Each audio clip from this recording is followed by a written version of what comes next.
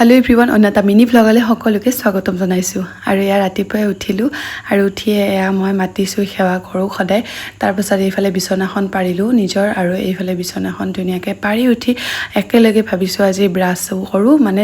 খৰো খাৰো এনেকে মই মানে মাজে সময়ে কৰো কাৰণ টাইমটো মিলাব নোৱাৰো যে সেই কাৰণে আকৌ ব্ৰাছ কৰিলো ঘৰ খাৰিলো কাটো ধুই আহিলো আহি এয়া ক্ৰীম সিম খানিলো তাৰ পাছত আজি অকনমান আউট ড্ৰেছত কাৰণ আজি স্কুলৰ পৰা এখন মিটিং আছে আৰু প্ৰিন্সিপাল মেমে যাব কৈছে সেই কাৰণে অকমান বেলেগ ড্ৰেছত আৰু আজি তাৰ পাছত মাই ধুনিয়াকে চাহ দি থৈ গল আৰু এয়া চাহ খালো একদম পটাপট চাহখিনি খাও কাৰণ টাইমটো বহুত দেৰি হৈ যায় মোৰ সেই কাৰণে তাৰ পাছত এয়া উলালো আৰু এই ৰিক্সাত এতিয়া গৈ আছো স্কুললে বুলি আৰু আহি পালো স্কুলত আহি পাওতে ষ্টুডেন্টখিনি দেখিয়ে মানে কৈছিলে ও মেম আজি দেখোন বেলেগ গ্ৰুপত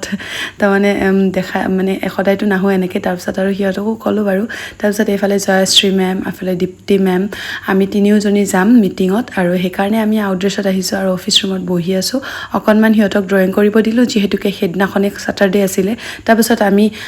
গুছি আহিলো এয়া মিটিংলে বুলি আৰু প্ৰথমতে ৰাউন্ড টেবল মিটিং হল তাৰ পাছত এইফালে আকৌ আমাক মানে স্ক্ৰিন এখনত কিবা কিবি বুজাই আছিল এয়া আছিল আজি মিনি ব্লগটো প্লিজ